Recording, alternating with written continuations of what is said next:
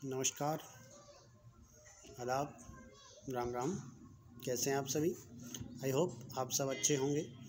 आज का जो हमारा टॉपिक है वो घन और पासा रहने वाला है। रीजनिंग के अंदर बीएसटीसी के अंदर 2 या 3 सवाल इस टॉपिक में से पूछे जाते हैं। तो किस तरह से सवालात आते हैं, कैसे कैसे करके उन सवालों का आंसर दिया जा सकता है, चलिए हम 1 बाई 1 करके पता करते हैं। पहला क्वेश्चन आपके स्क्रीन पर कुछ इस टाइप से ये दिया गया है।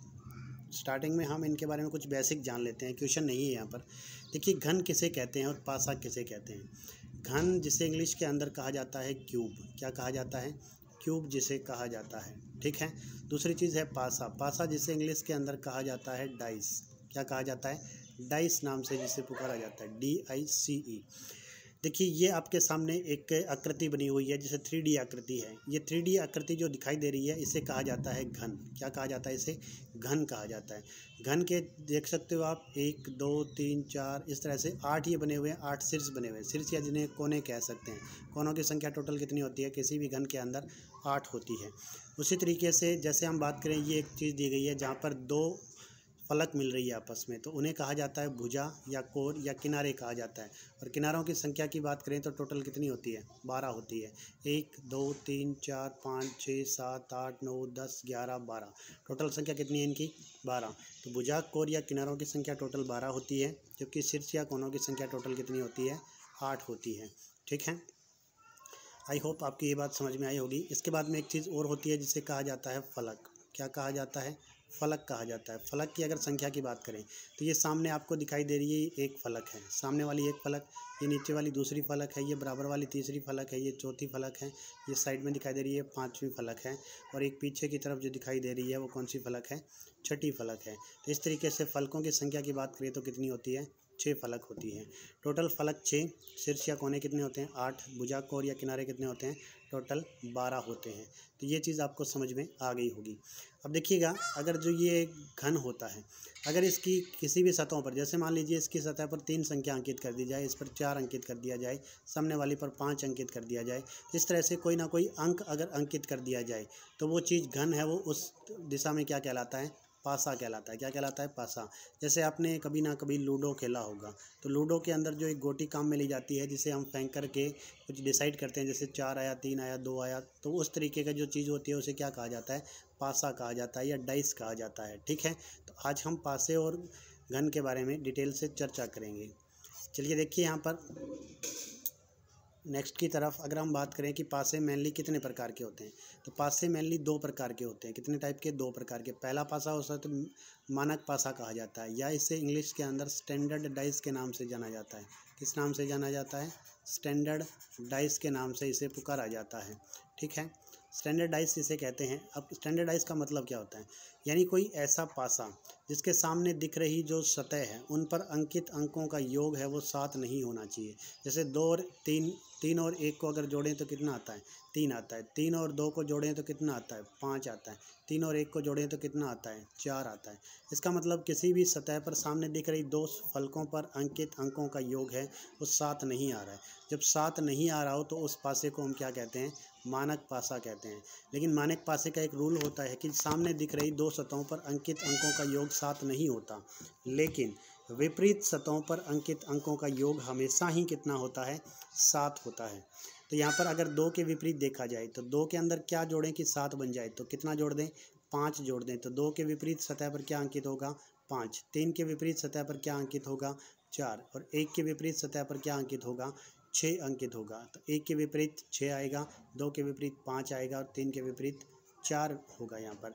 तो मानक पासे का सिंपल सा रूल होता है कि सामने दिख रही 2 सतहों पर अंकित अंकों का योग 7 नहीं होना चाहिए, लेकिन विपरीत सतहों पर अंकित अंकों का योग हमेशा ही कितना होगा?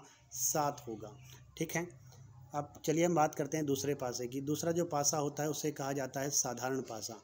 साधारण पासे का सिंपल सा रूल होता है कि यहाँ पर सामने दिख रही किन्हीं भी 2 फलकों पर अंकित अंकों का योग 7 होना चाहिए। जैसे यहाँ पर 6 और 1 का योग कितना होता है? इसका योग होता है 7। 7 दिख रहा है, इसका मतलब 7 अगर आ जाए तो वो पासा कौन सा कहलाता है? तो वो पासा कहलाता है साधारण पासा। कौन सा पासा कहलाएगा? साधारण पासा। तो यहाँ पर विपरीत सतहों पर अंकित अंकों का योग 7 नहीं होता है, जबकि यहाँ पर सामने दिख रही किन्हीं 2 फलकों पर अंकित अंकों का योग 7 होना चाहिए। देखिए, 5 और 1 6 होता है, 7 नहीं होता, लेकिन 6 और 1 7 होता है। किन्हीं भी दो सतहों पर अंकित अंकों का योग अगर हमें 7 मिल जाए तो उस कंडीशन में वो पासा क्या कहलाएगा? साधारण पासा कहलाएगा। अब देखिए इसमें क्वेश्चन किस तरीके से पूछे जाते हैं, उन सवालों के बारे में हम चर्चा करते हैं। पहला सवाल दिया गया है, 3 अगर शिखर पर है तो तल में अंक होगा। तल में क्या दिखाई देगा? देखिए 3 अगर शिखर पर है, मान लीजिए शिखर पर 3 लिखा हो, यहाँ पर 4 लिखा हुआ है, लेकिन मान लीजिए अगर 3 लिखा हो, इस 3 को शिखर पर ले आएँ तो इसके विपरीत क्या होगा? सिंपल सा सवाल पूछा गया है कि 3 के जस्ट पीछे वाली सतह जो हमें दिखाई नहीं दे रही है, किसी भी पासे की सामने से हमें सिर्फ 3 ही फलक दिखाई देती हैं, बाकी की 3 फलकें हैं वो हमेशा पीछे की तरफ छुपी रहती हैं। ये दोनों जो पासे दिए गए हैं वो किसी एक ही पासे को अलग अलग साइड से हमें दिखाया गया है। ऐसा नहीं है कि ये 2 पासे हैं या 2 घन हैं, एक ही घन है जिनको अलग अलग दिशाओं से हमें दिखाया गया है। तो 3 के विपरीत क्या आएगा? सबसे पहले आप ऑप्शन काटना सीखिए। देखिए 3 के जस्ट पास में 4 दिख रहा है, जो चीज़ 4 पास में दिख रही है तो वो कभी भी विपरीत नहीं हो सकती। क्यों? क्योंकि जो चीज़ हमें पास में दिख रही है वो विपरीत कभी भी नहीं आएगी, क्योंकि इसके 3 के जस्ट पीछे वाली साइड में जो अंक अंकित होगा वो पास में नहीं दिखाई देगा। तो 4 हमें पास में दिख रहा है, इसका मतलब 4 ऑप्शन में दिया गया है, तो ये ऑप्शन हमारा नहीं आएगा, इसे कैंसिल आउट कर देंगे, काट देंगे। इसके अलावा 3 के जस्ट पास में क्या दिख रहा है? 5 दिख रहा है, तो 5 भी नहीं आएगा, इसका मतलब ये ऑप्शन भी हम काट देंगे। तो घन और पासे के अंदर ज़्यादातर हम जो सवाल आ जाए उनके अंदर ऑप्शन काटने का काम है, सबसे पहले करेंगे हम, ठीक है। अब हमारे पास 2 ऑप्शन बचते हैं जिनमें 50-50% चांसेस है। अगर हम इनमें तुक्का भी लगाते हैं तो हमारा 50% सही बैठने का चांसेस रहता है। अब 2 और 1 इन दोनों में से एक आना चाहिए। अब कौन सा आना चाहिए ये हमें डिसाइड करना है। देखिए दोनों में समान अंक क्या है? 4 अंक समान है, इसके अलावा कोई भी अंक समान नहीं है। जो अंक समान होता है उससे घड़ी की दिशा में घुमा दीजिए, इस तरह से घड़ी की दिशा में घुमा देंगे। यहाँ पर 4 अंक समान है तो घड़ी की दिशा में घुमा देंगे। सबसे पहले क्या लिखा हुआ है? 4 लिखा हुआ है। इसके बाद में क्या लिखा हुआ है? 2 लिखा हुआ है। इसके बाद में क्या लिखा हुआ है? 1। घड़ी की दिशा में जब चलते हैं तो 4 2 1, 4 2 1 लिख लेंगे। अब दूसरे में भी यही करेंगे, 4 3 5, यानी 4 को जस्ट इसके 4 के नीचे लिखेंगे, फिर 3 लिखेंगे और फिर क्या लिखेंगे? 5 लिखेंगे। अब जो चीज़ एक दूसरे के अपोजिट आ रही है वही एक दूसरे के अपोजिट होगी। 3 के अपोजिट क्या आएगा? 2। 5 के अपोजिट क्या आएगा? 1 आएगा। और 4 के अपोजिट क्या आएगा? अब देखिए एकमात्र नंबर यहाँ पर कौन सा बच गया? 4 आ गया, 3 आ गया, 1 आ गया, 2 3 आ गया, 5 आ गया। एकमात्र नंबर कौन सा बच गया? 6 बच गया। इसका मतलब 4 के विपरीत क्या आएगा? 6 आएगा। तो ये जो रूल होता है ये पूरे पासे को खोल करके रख देता है। तो 3 के विपरीत क्या आ रहा है? 2 आ रहा है। इसका मतलब राइट आंसर हमारा क्या रहेगा? 2 रहेगा, क्योंकि एक तो किसके विपरीत आ रहा है? 5 के विपरीत आ रहा है। तो राइट आंसर 2 नंबर रहेगा, ये सॉरी 2 रहेगा, ठीक है। अगला सवाल, यदि 4 शिखर पर है तो तल में अंक होगा। अब 4 की बात कर रहा है, 4 यहाँ पर कहीं दिख रहा है, देखिए ये 4 दिख रहा है, 1 2 3 4, इस तरीके से यहाँ पर 4 दिखाई दे रहे हैं। इनके विपरीत क्या आएगा?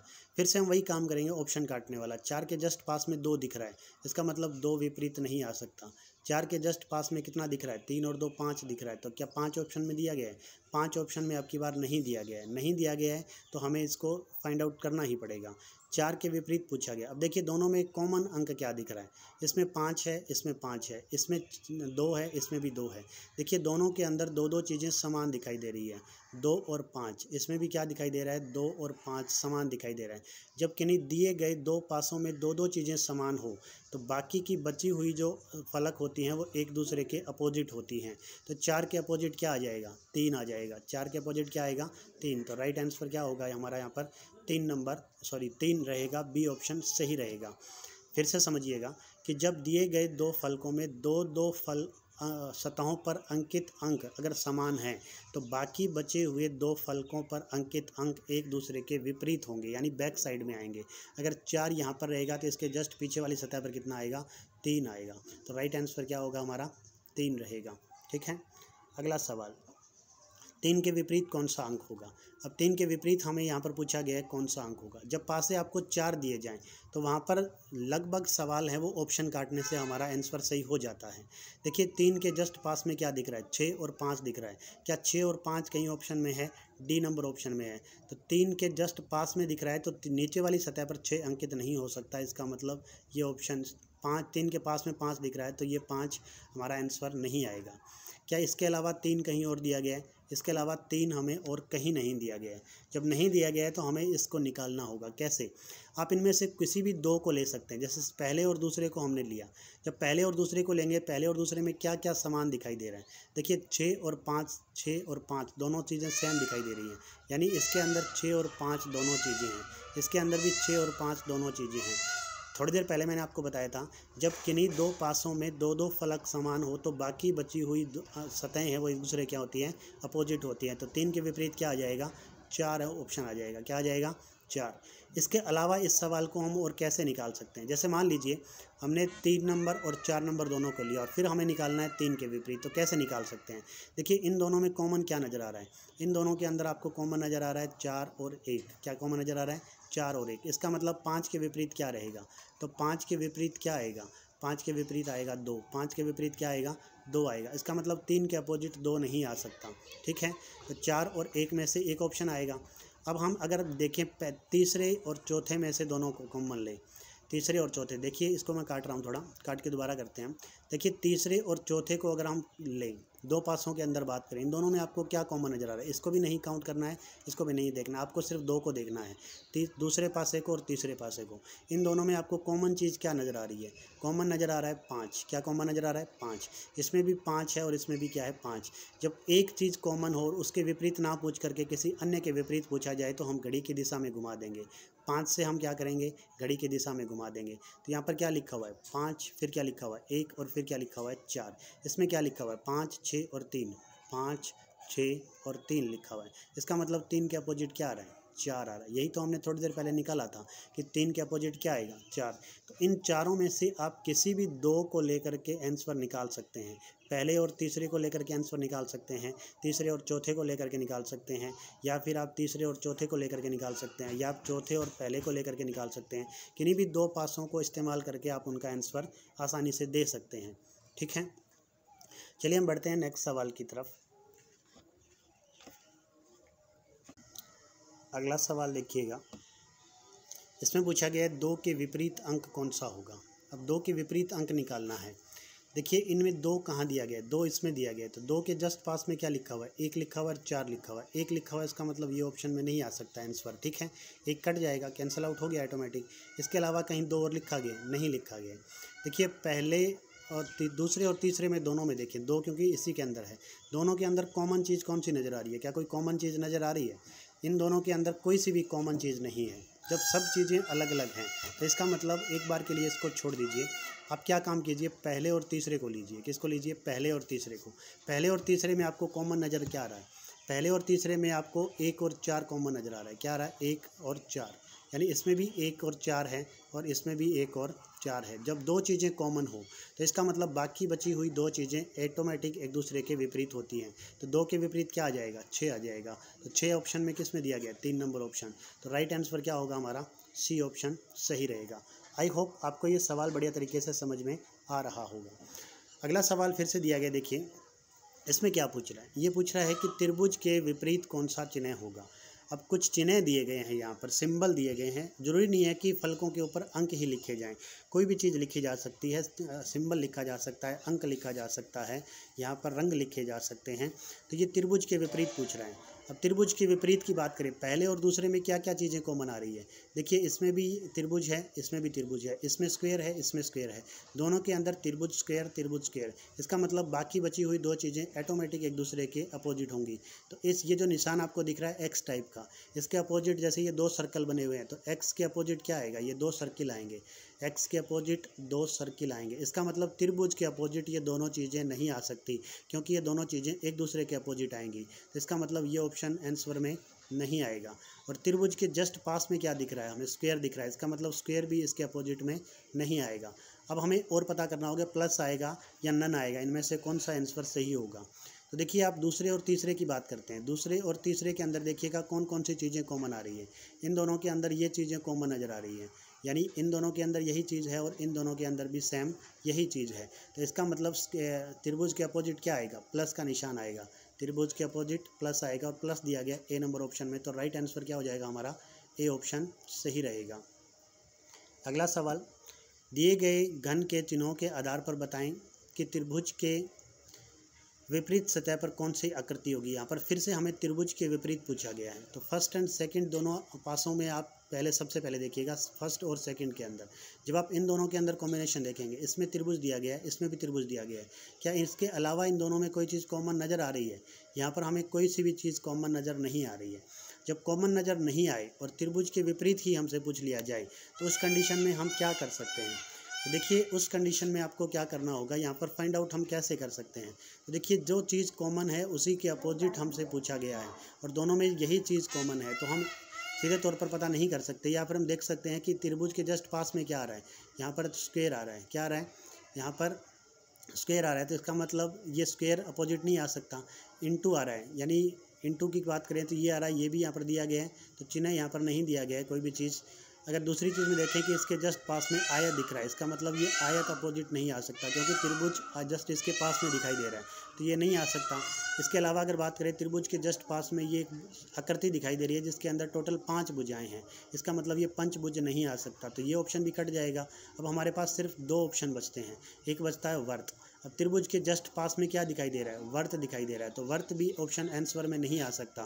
तो एकमात्र हमारे पास क्या आंसर बच गया, क्वेश्चन मार्क चिन्ह बच गया। ठीक है, तो यही हमारा क्या होगा, सही आंसर होगा। क्वेश्चन मार्क जो चिन्ह है वही हमारा इसका राइट आंसर रहेगा। चलिए हम बढ़ते हैं नेक्स्ट सवाल की तरफ। नेक्स्ट सवाल में क्या दिया गया है देखिएगा, यहाँ पर आपको दिखाई दे रहा है हरे रंग के विपरीत कौन सा रंग होगा।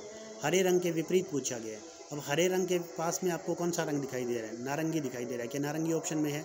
जो चीज़ पास में होती है वो कभी भी विपरीत नहीं आ सकती, तो सबसे पहले आपको ऑप्शन काटने का काम करना है। हरे रंग के विपरीत क्या दिखाई दे रहा है, नारंगी, इसका मतलब नारंगी अपोजिट नहीं आ सकता, इसे काट दीजिए। हरे रंग के विपरीत क्या दिखाई दे रहा है, नीला। क्या नीला ऑप्शन में दिया गया है, नहीं दिया गया है। इसके अलावा हरा कहाँ दिया गया है, हरा यहाँ दिया गया है। हरे के जस्ट पास में क्या दिखाई दे रहा है, रजत, तो रजत ऑप्शन में है, इसका मतलब है, तो ये विपरीत नहीं आ सकता क्योंकि ये पास में दिख रहा है। इसके अलावा हरे के जस्ट पास में क्या दिख रहा है, लाल, तो लाल भी आंसर नहीं आ सकता। अब एकमात्र कौन सा आंसर बच गया, बैंगनी, तो यही हमारा ऑप्शन क्या होगा, सही होगा, क्योंकि 3 ऑप्शन हम ऑलरेडी काट चुके हैं। 3 काट चुके हैं तो एकमात्र ऑप्शन बच गया और वही ऑप्शन हमारा क्या रहेगा, सही रहेगा। ठीक है, चलिए हम बढ़ते हैं अगले सवाल की तरफ। यदि अक्षर आर शिखर पर है तो तल में अक्षर कौन सा होगा। आर देखिए अगर शिखर पर है, आर शिखर पर है, 4 ऑप्शन दिए गए, आपको फिर से वही काम करना है। हर बार आपको सेम काम करना है, ऑप्शन काटने पर सबसे ज़्यादा ध्यान देना है। आर के जस्ट पास में क्या दिख रहा है, पी, क्या पी ऑप्शन में है, तो डी ऑप्शन में दे रखा है, इसका मतलब ये आंसर नहीं हो सकता। आर के जस्ट पास में बी दिख रहा है, तो बी यहाँ पर ए ऑप्शन दिया गया है, इसका मतलब ये ऑप्शन भी नहीं आ सकता। आर के जस्ट पास में वाई दिखाई दे रहा है, तो वाई ऑप्शन में दिया गया है, ये भी नहीं आ सकता। इसका मतलब एकमात्र क्या बच गया, क्या आर कहीं, आर के पास में कहीं आपको आई दिखाई दे रहा है, नहीं दिखाई दे रहा है, इसका मतलब यही आंसर हमारा क्या होगा, सही होगा। ज़्यादातर सवालों के आंसर आप सिर्फ और सिर्फ ऑप्शन काट के दे सकते हैं। आपको किसी भी रूल की ज़रूरत नहीं है, यहाँ पर कोई सा भी रूल आपको फॉलो करने की आवश्यकता नहीं है। सिर्फ आपको ये ध्यान में रखना है कि आर के जस्ट पास में जो चीज़ दिख रही है वो कभी भी इसके, अब जैसे ये आर है तो इसके जस्ट पीछे वाली सतह पर क्या आएगा, तो पी आ सकता है, नहीं आ सकता, बी आ सकता है, नहीं आ सकता। तो आप इन्हें ऑप्शन में जो दिख रहा है उन्हें काट दीजिए। जब आप इन्हें काट देंगे तो ऑटोमेटिक आपके पास लास्ट में एक ऑप्शन बच जाएगा और वही ऑप्शन आपका सही रहेगा। ठीक है, चलिए हम बढ़ते हैं अगले सवाल की तरफ। दिए गए पासे में विपरीत सतह के बिंदुओं का योग प्रत्येक अवस्था में 7 है। ये कह रहा है कि दिए गए पासे में विपरीत सतहों पर सदैव 7 है, तो बताओ निम्न में से कौन सी स्थिति सही है। यानी विपरीत सतहों पर अंकित अंकों का योग 7 होना चाहिए। जैसे मान लीजिए एक सतह पर 1 लिखा हुआ है, दूसरी सतह पर कितना लिखें कि दोनों का योग 7 हो जाए, इसका मतलब 6 लिखा जाएगा। तो एक सतह पर 1 लिखा जाएगा, एक पर 7 लिखा जाएगा। विपरीत सतहों पर अंकित अंकों का योग 7 होना चाहिए, और ये किस कंडीशन को दर्शाता है, ये दर्शाता है मानक पासे को। किसको दर्शाता है, मानक पासे को। तो हमें यहाँ पर देखना है कि मानक पासा कौन सा है। देखिए 3 और 4 कितने होते हैं, 7। इसका मतलब 7 अगर योग आ रहा है सामने दिख रही सतहों पर तो ये सामान्य पासा है, मानक पासा नहीं है, तो ये आंसर नहीं आएगा। देखिए 1 और 6 कितना होता है, 7। इसका मतलब ये दोनों पर अंकित अंकों का योग 7 आ रहा है, जबकि मानक पासे भी विपरीत फलकों पर अंकित अंकों का योग 7 होना चाहिए। सामने दिख रही सतहों पर अंकित अंकों का योग 7 नहीं होना चाहिए, तो ये ऑप्शन भी नहीं आएगा। अब देखिए इसमें बात करें हम 3 और 2 5 होता है, 5 और 2 7 होता है, 5 और 2 7 है, इसका मतलब ये ऑप्शन भी नहीं आएगा। इसमें देखिए 3 और 2 कितना होता है 5, 3 और 1 कितना होता है 4, 1 और 3 कितना होता है 2, कितना होता है 3। यहाँ पर किन्हीं भी दो फलकों पर अंकित अंकों का योग 7 नहीं हो रहा, इसका मतलब यही मानक पासा है। तो यही हमारा क्या होगा, राइट आंसर रहेगा। अगला सवाल, निम्न में से कौन सा मानक घन को प्रदर्शित करता है। फिर से उसी टाइप का सवाल है। मानक घन स्टैंडर्ड डाइस को कौन सा दर्शाता है। स्टैंडर्ड डाइस का मतलब होता है सामने दिख रही दो फलकों पर अंकित अंकों का योग 7 नहीं होना चाहिए, जबकि विपरीत सतहों पर अंकित अंकों का योग कितना होना चाहिए, 7 होना चाहिए। यहाँ पर देखिए 5 और 2 कितने होते हैं 7, इसका मतलब सामने 7 दिख रहा है, ऑप्शन गलत। यहाँ पर देखिए 3 और 2 कितना होता है 5, 3 और 5 6 कितना होता है 9, 6 और 2 कितना होता है 8, कहीं भी 7 योग नहीं आ रहा, इसका मतलब यही ऑप्शन होगा। 3 और 4 कितना होता है 7, ये ऑप्शन नहीं होगा। यहाँ पर देखिएगा 5 और 2 कितना होता है 7, ये ऑप्शन भी नहीं होगा। तो राइट आंसर क्या होगा, बी ऑप्शन सही रहेगा। अगले सवाल की तरफ बढ़ते हैं। पासे की निम्न अवस्थाएं दर्शाई गई है, तीसरी अवस्था में दाहिनी ओर कौन सा अंक होगा। ये तीसरी अवस्था है। अगर बात करें हम इस साइड की तो ये लेफ़्ट साइड है और इसकी ये साइड दाहिनी साइड है, यानी जो इसकी बैक साइड है ये कौन सी साइड है, ये इसकी दाईं साइड है। दाईं साइड का मतलब हो गया किसके विपरीत पूछ रहा है ये हमसे, तो ये हमसे पूछ रहा है 6 के विपरीत, क्योंकि 6 की विपरीत सटीक हो गई। तो राइट, यहाँ पर कुछ लिखा नहीं है इसने कि किसके विपरीत बताना है, ये आपको एक आइडिया दे रहा है कि किसके विपरीत। तो ये आपको कह रहा है तीसरी अवस्था में दाहिनी ओर कौन सा अंक होगा। तो तीसरी अवस्था में 6 लिखा गया है, 6 के दाहिनी ओर कौन सा अंक होगा। तो यहाँ पर कौन सा अंक 6 के विपरीत हमसे पूछा गया है। तो फिर से हमें ऑप्शन काटने का काम करना है। 6 के पास में क्या दिख रहा है 3, 3 दिख रहा है, इसका मतलब ये ऑप्शन में नहीं आ सकता। 3 के पास में क्या दिख रहा है 2, क्या 2 ऑप्शन में है नहीं आ सकता। 6 के पास में क्या दिख रहा है 5, क्या 5 ऑप्शन में नहीं है। 6 के पास में क्या दिख रहा है 1 दिख रहा है, इसका मतलब 1 नहीं आ सकता। 6 के पास में 3 और 6 के पास में 5, 6 के पास में 4 कहीं भी नहीं दिखाई दे रहा है, इसका मतलब यही ऑप्शन हमारा क्या रहेगा, सही रहेगा। बार बार मैं आपसे यही रिक्वेस्ट कर रहा हूँ कि आपको हर बार ऑप्शन काटने पर काम करना है। आपके लगभग ऑलमोस्ट 3 ऑप्शन कट जाएंगे और आपके पास मात्र 1 ऑप्शन बचेगा, जिससे आपका आंसर सही हो जाएगा। प्लस वाले फलक के ठीक सामने कौन सा संकेत है। प्लस वाले के ठीक सामने पूछा गया है। आपको फिर से वही काम करना है, ऑप्शन काटने पर ध्यान देना है। सबसे पहले प्लस के पास में भाग का निशान दे रहा है, भाग का निशान दिख रहा है, नहीं दिख रहा है, दिख रहा है सॉरी 4 नंबर में, इस ऑप्शन को काट दीजिए। भाग के पास में क्या दिख रहा है आपको, त्रिभुज दिखाई दे रहा है, सॉरी ये प्लस के पास में पूछ रहा है, प्लस के पास में क्या दिखाई दे रहा है, त्रिभुज। तो प्लस के पास में त्रिभुज है, इसका मतलब त्रिभुज पास में दिख रहा है, तो विपरीत नहीं आ सकता, तो कट जाएगा। इसके अलावा देखिए इसके पास में क्या दिखाई दे रहा है, ये दिखाई दे रहा है, तो ये निशान नहीं है यहाँ पर। इसके अलावा और देखिए कहीं प्लस का निशान दिया गया है, नहीं दिया गया है। तो अब हमें 2 में से 1 को फाइंड आउट करना होगा कि सही आंसर क्या आएगा। ठीक है, अब इन दोनों के अंदर देखिए, सबसे पहले आप ज़्यादातर मोस्ट ऑफ ये देखिए कि कॉमन चीज़ें कहाँ नज़र आ रही है। इन दोनों के अंदर अगर हम बात करें तो इन दोनों के अंदर प्लस नज़र आ रहा है और ये भाग भी नज़र आ रहा है, इसका मतलब ये दोनों चीज़ें दोनों के अंदर सेम दिखाई दे रही है, सेम दिखाई दे रही है। तो ऑटोमेटिक सी बात है, त्रिभुज के अपोजिट क्या आएगा, ये वर्त आएगा। तो त्रिभुज और वर्त दोनों नहीं आ सकते, जबकि ऑप्शन में अब हमारे पास माइनस और इनटू है, तो इनसे हम पता नहीं कर सकते। तो आप पहले और दूसरे कंडीशन से पता करिए, इन दोनों के अंदर कॉमन चीज़ क्या नज़र आ रही है। इसके अंदर इनटू का निशान, इसके अंदर इनटू का निशान, दोनों के अंदर इनटू का निशान है। तो और इसके अलावा इसके अंदर वर्त है और इसके अंदर भी वर्त है। अगर वर्त और ये दोनों सेम नज़र आ रहे हैं और ये दोनों इसके अंदर भी क्या है, सेम है, तो ऑटोमेटिक सी बात है माइनस के अपोजिट क्या आएगा, भाग का निशान आएगा। माइनस के अपोजिट भाग आएगा। हमें पूछा गया प्लस के अपोजिट, तो प्लस के अपोजिट ना तो माइनस आ सकता ना भाग आ सकता, क्योंकि ये दोनों तो एक दूसरे के अपोजिट होंगे।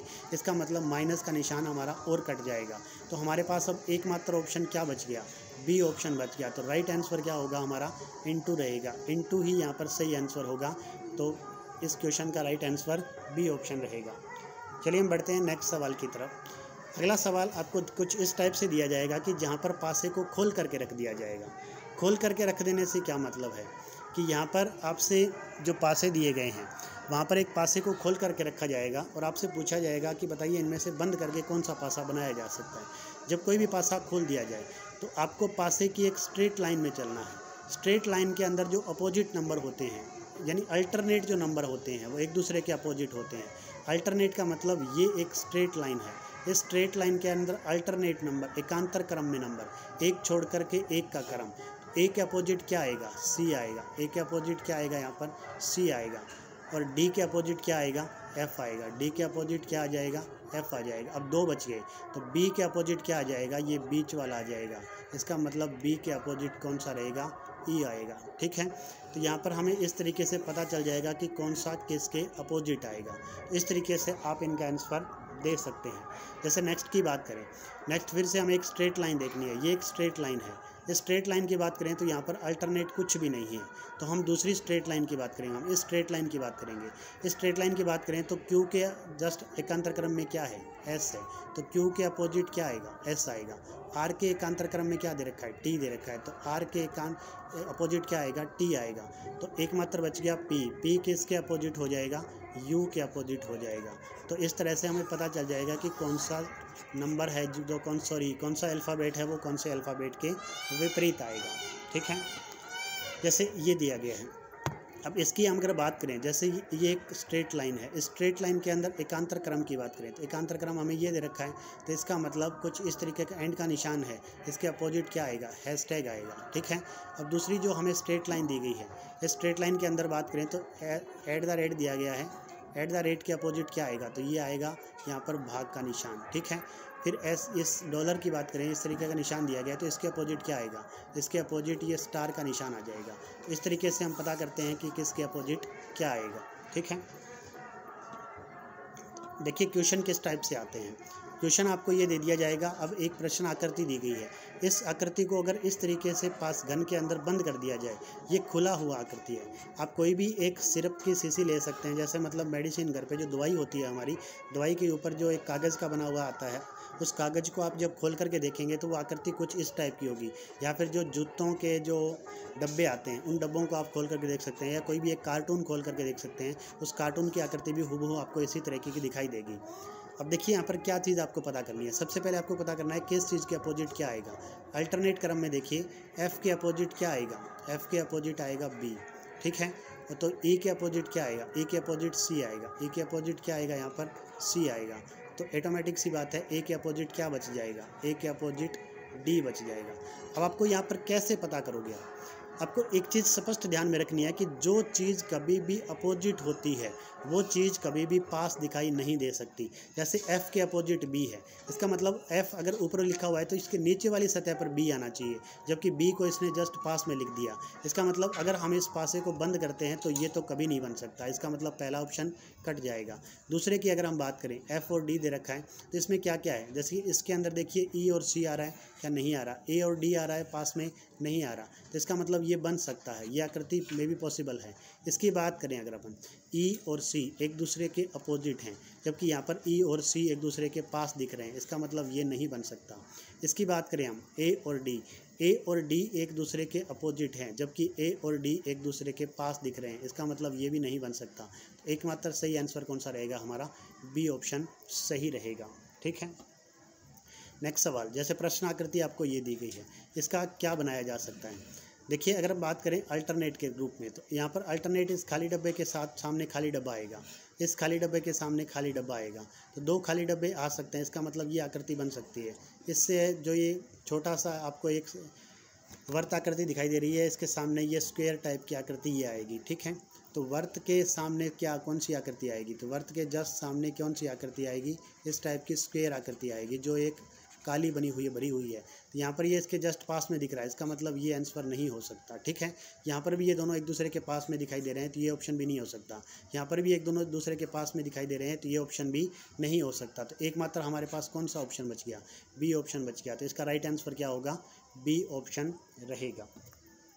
नेक्स्ट देखिए प्रश्न आकृति आपको ये दी गई है, इसके बाद में कई सारी आकृतियाँ दी गई हैं। इन आकृतियों को कैसे बना सकते हैं, तो आप अल्टरनेट क्रम में देखिए, 2 के अपोजिट क्या आएगा, 2 के अपोजिट आएगा यहाँ पर 4, और 3 के अपोजिट क्या आएगा, 5 आएगा। 3 के अपोजिट कौन सा नंबर आएगा, 5 नंबर आएगा।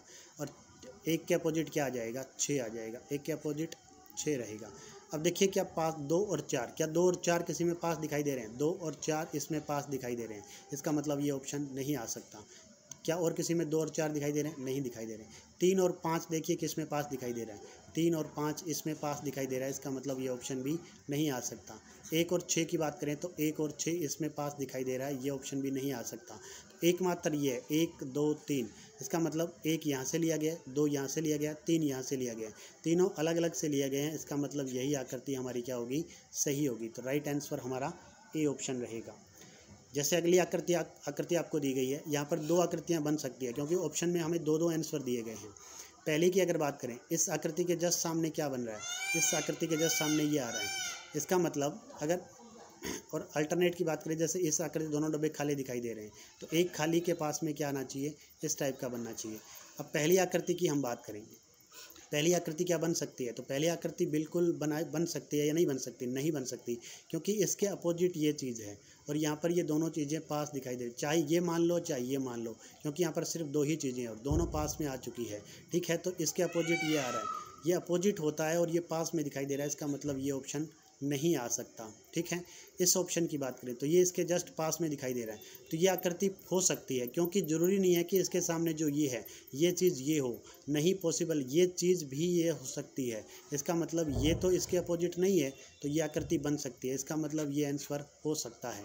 इस आकृति की बात करें तो ये दोनों चीज़ें पॉसिबल हैं, हो सकती हैं, इसका मतलब ये दोनों चीज़ें दिख सकती हैं, तो ये दोनों चीज़ें हो सकती हैं, तो इसका मतलब ये भी हमारा बन सकता है। जबकि इसकी बात करें हम, देखिए इन दोनों के अपोजिट ये चीज़ है, तो क्या ये चीज़ भी बन सकती है, मे बी पॉसिबल, ये चीज़ भी बन सकती है, क्या बन सकती है या नहीं बन सकती है, तो बन सकती है, ये चीज़ भी पॉसिबल है, क्योंकि एक चीज़ मान लीजिए इसमें से ली गई है, दूसरी इसमें से ली गई है और तीसरी मान लीजिएगा इसमें से ली गई है, तो उस कंडीशन में ये चीज़ बन सकती है, तो ये चीज़ भी पॉसिबल है, तो इसका मतलब ये भी बन सकती है। 3 चीज़ें बन रही है, लेकिन ऑप्शन में हमें सिर्फ 2 ही आंसर दिए गए हैं, तो जो जिन के अंदर आंसर दिए गए हैं, या फिर थोड़ा सा आप और गौर कर लीजिएगा, क्या कोई और ऑप्शन इसमें से कैंसिल आउट हो सकता है। देखिए अगर हम बात करें इन दोनों चीज़ों की, तो ये दोनों चीज़ें एक दूसरे के अपोजिट नहीं है, लेकिन फिर भी पास दिखाई दे रही है। इसके अलावा देखिए अगर इन दोनों की बात करें तो ये भी दिखाई दे रहा है, तो कौन सी चीज़ इसके अंदर और कैंसिल आउट हो सकती है, ये तो बिल्कुल भी नहीं आएगा ए ऑप्शन तो। ठीक है, तो देखिए यहाँ पर दिया गया है सेकंड और थर्ड, सेकंड और थर्ड भी सही हो सकता है। इसमें दिया गया है फर्स्ट और थर्ड, फर्स्ट तो नहीं आ सकता, इसका मतलब ये ऑप्शन तो नहीं आएगा। इसमें दिया गया है फर्स्ट और फोर्थ, ये ऑप्शन भी नहीं आएगा, इसका मतलब इन दोनों में से 3, 2 और 4 और इन दोनों में से कोई सा भी एक ऑप्शन आ सकता है, तो राइट आंसर ये दोनों ऑप्शन भी हो सकते हैं, तो मे बी पॉसिबल यहाँ पर कोई सा भी एक ऑप्शन सही रहेगा हमारा। ठीक है, कुछ इस तरीके से ये मतलब सही तरीके से आकृति नहीं बनी हुई है। चलिए हम बात करते हैं अगले सवाल की। अगला सवाल कुछ इस तरीके से दिया गया है, दिए गए चित्र में षटभुज, षटभुज का मतलब होता है जिसकी 6 भुजाएं हो, षट का मतलब 6 होता है, क्या होता है 6, तो जिसकी 6 भुजाएं हो, 6 के विपरीत क्या है, अब 6 भुजाएं किस में दिखाई दे रही है, 1 2 3 4 5 6, ये 6 का विपरीत दिखाई दे रहा है, तो 6 के विपरीत क्या आएगा, तो अल्टरनेट क्रम में देखिए 6 के विपरीत क्या आएगा, ये एक स्क्वायर आएगा जिसके अंदर 4 भुजाएं हैं। ठीक है, जो चतुर्भुज है, तो षटभुज के विपरीत क्या आएगा, चतुर्भुज आएगा। चतुर्भुज कौन से ऑप्शन में दिया गया है, बी ऑप्शन में दिया गया है, तो हमारा सही आंसर क्या हो जाएगा, बी ऑप्शन सही रहेगा। ठीक है, प्रश्नवाचक चिन्ह के विपरीत चिन्ह क्या होगा, देखिए यहाँ पर लिखा हुआ है प्रश्नवाचक चिन्ह के विपरीत, प्रश्नवाचक चिन्ह क्या होता है, ये होता है, इसका मतलब यहाँ पर प्रश्नवाचक चिन्ह ये है, एक सिंगल एक स्ट्रेट लाइन की अगर हम बात करें, स्ट्रेट लाइन के अंदर अल्टरनेट क्रम के अंदर, तो इस खाली डिब्बे के अपोजिट क्या आएगा, इनटू आएगा, और इसके अपोजिट क्या आएगा, ये आएगा। ठीक है, तो प्यूषण वारक चिन्ह के अपोजिट क्या आएगा, ये प्लस का निशान आएगा, प्लस कहीं दिया गया है, यहाँ पर प्लस का रूप में लिखा गया है योग, क्योंकि योग को हम क्या कहते हैं, प्लस ही तो कहते हैं, तो इसका राइट आंसर क्या हो जाएगा, डी ऑप्शन सही रहेगा। ठीक है, अगला सवाल दिया गया है, ये प्रश्न आकृति आपको दी गई है, फिर इनके 4 ऑप्शन आपको इस तरीके से दिए गए हैं, कौन सा सही हो सकता है, देखिएगा 4 आकृतियाँ अगर इस टाइप से आपको दे दी जाएँ तो देखिए कौन सा सही होता है। अल्टरनेट क्रम की बात करें तो ये दोनों एक दूसरे के अपोजिट हैं, जबकि ये भी एक चीज़ दी गई है, तो ये आकृति में भी पॉसिबल हो सकती है, लेकिन यहाँ पर एक खाली डिब्बा दिया गया है, जबकि यहाँ पर कोई सा भी खाली डिब्बा नहीं है, इसका मतलब ये ऑप्शन नहीं आ सकता। इसमें भी एक खाली डिब्बा दिया गया है, खाली डिब्बा यहाँ पर कहीं भी नहीं है, तो ये ऑप्शन भी नहीं आ सकता। ठीक है, यहाँ पर तीनों ही रंगीन कर दिए गए हैं, इसके अपोजिट ये आएगा और इसके अपोजिट इनटू के अपोजिट ये आएगा, जबकि ये दोनों एक दूसरे के अपोजिट हैं। यहाँ पर 3 चीज़ें एक दूसरे के अपोजिट, अगर ये दोनों मान लें अपोजिट हैं या ये दोनों मान लें अपोजिट हैं, तो अपोजिट चीज़ कभी भी एक दूसरे के विपरीत नहीं हो सकती, तो ये ऑप्शन भी कट जाएगा। तो राइट आंसर हमारा क्या बचेगा, 3 नंबर ऑप्शन हमारा यहाँ पर सही रहेगा। अगला सवाल दिया गया, निम्न आकृति में कुल कितने घन हैं, कुल कितने घनों की संख्या निकालनी है। तो यहाँ पर सामने आपको घन दिख रहे हैं, 1 2 3 4 घन दिखाई दे रहे हैं। 4 घन ये हैं, तो इनके जस्ट पीछे भी 4 घन है। ये जो आपको दिखाई दे रही है यहाँ पर, ये भी आपको 4 घन दिखाई देंगे। यहाँ पर 4 घन, 4 इनके पीछे, तो 4 यहाँ पर हैं और 4 ही घन यहाँ पर हैं। तो टोटल कितने घन हो गए? 8। जबकि ये 3 घन इनके ऊपर, इन पीछे वाले 4 घनों के ऊपर ये 3 घन रखे गए हैं। तो 4 और 4 8 और कितने हो गए? 3। इन सबको जोड़ देंगे तो 4 और 4 8 और 3 कितने होते हैं? 11। तो राइट आंसर क्या हो जाएगा हमारा? 11 सही ऑप्शन होगा। ठीक है। निम्न आकृति में कुल कितने घन हैं? अब देखिए, ये आकृति बीच में से यहाँ पर खाली दी गई है, चारों तरफ इसमें घन सजाए गए हैं। बीच की जो खाली दी गई है यहाँ पर घन नहीं रखे गए हैं। तो आपको फाइंड आउट करना है कितने घन हैं। तो 1 2 3 4 5 6 7 8 9 10 11 और 12। यहाँ तक जब हम काउंटिंग करके आएंगे, जैसे काउंटिंग हमने यहाँ से स्टार्ट की थी, 1 2 3 4 5 6 7 8 9 10 11 12। टोटल कितने घन बन रहे हैं? 12। तो यहाँ पर टोटल घनों की संख्या कितनी है? 12 आएगी। ठीक है। एक घन जिसका प्रत्येक फलक पीले रंग से रंगा हुआ है। अब प्रत्येक फलक का मतलब है सारी फलकें इसकी पीले रंग से रंगी हुई है। 27 छोटे समान आकार के घनों में काटा जाता है। कितने घनों का सिर्फ एक फलक रंगा होगा? कितने घन ऐसे हैं जिनकी एक फलक रंगीन दिखाई देगी? जैसे हम बात करें इस फलक की, जैसे पहले ये एक बड़ा फलक था, इसको पीले रंग से रंग दिया गया, बाद में इसे छोटे छोटे घनों में काट दिया गया। इसकी अगर इस घन की बात करें तो इसकी ये सतह भी पीले रंग की होगी, ये सतह भी पीले रंग की होगी, ये सतह भी पीले रंग की। इसके मतलब 3 सतह पीले रंग की होगी, इसकी भी 3 सतह पीले रंग की होगी, इसकी भी 3 सतह, और इसकी भी 3 सतह, इसकी भी 3 सतह और इसकी भी 3 सतह। इन सभी की 3-3 सतह, क्योंकि कॉर्नर के अंदर 3 फलक मिलते हैं, इसका मतलब इनकी 3-3 फलक रंगीन होगी। ये कह रहा है कितने ऐसे हैं जिनकी सिर्फ एक फलक रंगीन है। एक फलक रंगीन की बात करें, इसकी कितनी फलकें रंगीन है? 2। इसकी कितनी रंगीन है? 2। इसकी कितनी रंगीन होगी? 2। और इसकी कितनी होगी? 2। इसका मतलब सेंटर वाला जो एक घन दिखाई दे रहा है, ये एक घन ऐसा है जिसकी बाहर से सिर्फ हमें एक सतह दिखाई दे रही है। इसका मतलब इसकी एक ही सतह ऐसी होगी जो बाहर दिखाई देगी, रंगीन दिखाई देगी। तो एक फलक पर हमें एक दिखाई दे रहा है, दूसरी फलक पर दूसरा होगा, तीसरी फलक पर ये तीसरा होगा। इस तरीके से टोटल फलकें कितनी होती हैं? 6 फलक होती है। एक फलक पर एक, तो 6 फलकों पर टोटल कितने घन होंगे? 6। तो राइट आंसर क्या हो जाएगा हमारा? 6 सही आंसर रहेगा। ठीक है। दिए गए चित्र में कितने छोटे घन हैं? अब इस टोटल घन के अंदर हमें घनों की संख्या निकालनी है कि टोटल घनों की संख्या कितनी है। देखिए, इस चित्र को अगर आप ध्यान से देखेंगे तो यहाँ पर ये ऊपर की तरफ जो ये चीज़ आपको दिखाई दे रही है, यहाँ पर ये इतनी जगह खाली दिखाई दे रही है। ठीक है। नीचे वाली सतह पर बात करें टोटल घनों की संख्या, तो 1 2 3 4 5, 1 2 3 4 5। एक फलक पर एक तरफ कितने घन दिखाई दे रहे हैं हमें? 5। दूसरी तरफ देखेंगे तो 1 2 3 4 5 कितने दिखाई दे रहे हैं? 5। इसका मतलब अगर किसी एक साइड के अंदर मान लीजिए कुछ इस तरह की आकृति है, 1 और 2 1 और 2, यानी इस तरफ भी हमें 2 दिखाई दे रहे हैं, इस तरफ भी 2 दिखाई दे रहे हैं, तो हम 2 को 2 से क्या करते हैं? गुणा करते हैं। 2 × 2 4, तो यहाँ पर टोटल कितने दिखाई दे रहे हैं? 4। इसी टाइप से हम नीचे वाले को ऐसे गुणा करेंगे, 5 × 5, तो कितने घन है? 25। इसका मतलब इसमें टोटल हमें कितने घन दिखाई देंगे? 25। दूसरे की बात करें तो इसमें भी टोटल कितने घन होंगे? 25। इस तीसरे की बात करें तो इसमें भी टोटल कितने घन होंगे? 25। इस चौथे की बात करें तो इसमें भी टोटल कितने घन होंगे? 25। लेकिन ऊपर वाले की बात करें तो इसमें देखिएगा 1 2 3 और 1 2 3, यानी 3 × 3, 9 घन बीच में से गायब हैं। टोटल घन कितने हैं यहाँ पर? 25। और 25 में से कितने गायब हैं? 9 घन गायब हैं। तो कितने घन बच गए? 16। इसका मतलब 1 2 3 4 25 50 75 और 100। टोटल घन कितने दिखाई दे रहे हैं? 100। और 100 के अंदर और कितना जोड़ देंगे? 16। तो 100 और 16 कितने होते हैं? 116। तो यहाँ पर इस आकृति के अंदर टोटल घनों की संख्या हमें कितनी दिखाई दे रही है? 116 घन टोटल बनेंगे। ठीक है। अगला सवाल, यदि 64 घनों को मिलाकर एक ठोस घन बनाया जाता है तो कितने घनों के 2 फलक दिखाई देंगे? कितने घनों के 2 फलक दिखाई देंगे? देखिए, 64 घन बनाए जाते हैं। 64 घन, 64 जब भी आ जाए, टोटल छोटे छोटे घन 64 बनाए जा रहे हैं। ये संख्या 64 जब भी आ जाए तो आपको ये पता करना है कि ये 64 किसकी स्क्वायर है। तो हमें पता होना चाहिए 64 किसकी क्यूब है, 64 किसकी क्यूब है? 3 की क्यूब है। क्योंकि किसी भी एक घन के अंदर अगर हम किसी भी एक घन की अगर बात करें तो उसकी एक लंबाई होती है, उसकी एक चौड़ाई होती है, उसकी एक ऊंचाई होती है और उसकी एक चौड़ाई होती है। लंबाई, चौड़ाई, ऊंचाई, 3 चीज़ें होती है। तो लंबाई इंटू चौड़ाई इंटू ऊंचाई करेंगे तो क्यूब बन जाता है। इसका मतलब 4 घन यहाँ कटे, 4 घन यहाँ कटे और 4 ही घन यहाँ कटे। तो 4 × 4 × 4, 4 चौके 16 और 16 चौके 64। अगर 64 घन बन रहे हैं तो उसके अंदर एक साइड में कितने घन बनेंगे? 4 घन बनेंगे। ठीक है। टोटल कितने घन बनेंगे? 4। जिस तरीके से मान लीजिए जैसे हम एक आकृति यहाँ पर बनाते हैं, जैसे कुछ इस तरीके की आकृति अगर हम बनाएं तो इसके अंदर टोटल घनों की संख्या कितनी होगी? इस तरीके की आकृति अगर हम बनाएं तो एक तरफ 4 घन बनेंगे। इसका मतलब यहाँ पर कितने घन बनेंगे? 4 बनेंगे।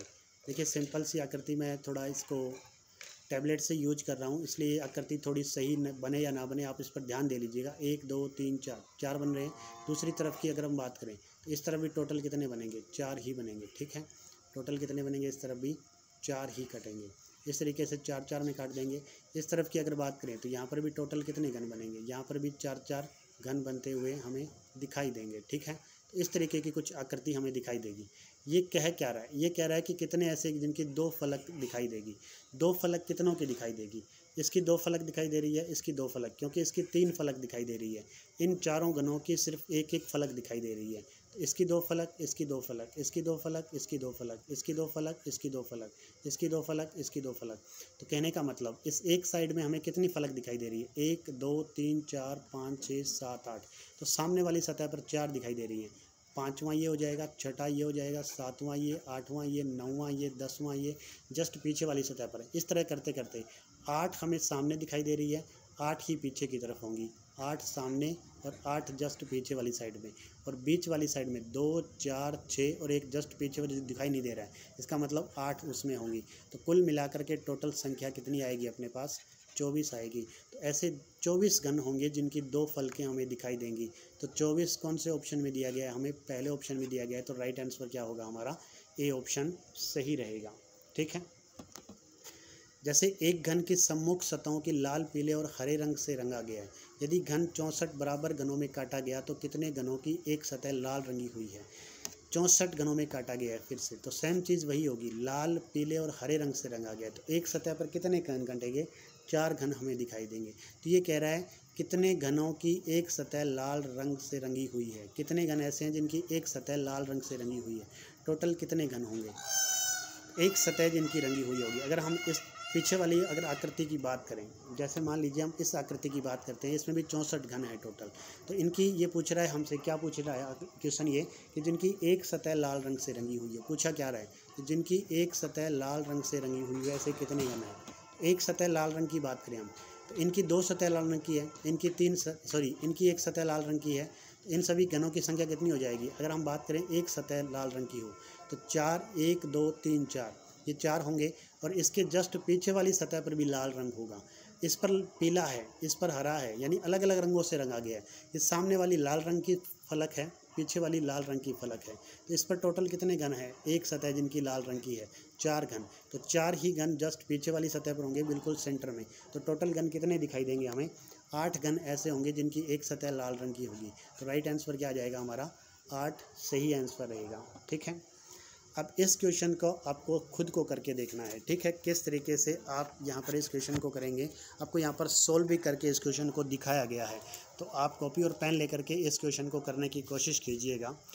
ठीक है, आप इस वीडियो को पॉज कर लीजिएगा और पॉज करके इस क्वेश्चन को आप बढ़िया तरीके से 1 बाय 1 करके देखिएगा कि किस तरीके से अगर आपसे अलग अलग पूछ लिया जाए, 2 सतह रंगीन, एक सतह रंगीन, बिना रंगीन, तो आप उनमें कौन सा फॉर्मूला लगाएंगे। सारी चीज़ें यहाँ पर आपको नोट करके दी हुई है। तो 1 बाय 1 करके आप एक एक सवाल को यहाँ पर आसानी से निकाल सकते हैं। तो आज के लिए इस सीरीज में इतने ही क्वेश्चन थे। एक बार फिर से आप सबके सामने हाजिर होंगे नए क्वेश्चंस की सीरीज लेकर के। तब तक के लिए आप सभी स्वस्थ रहिए, मस्त रहिए, जिंदा दिल रहिए और ऐसे ही खाते पीते और हंसते रहिएगा। तब तक के लिए जय हिंद, जय भारत।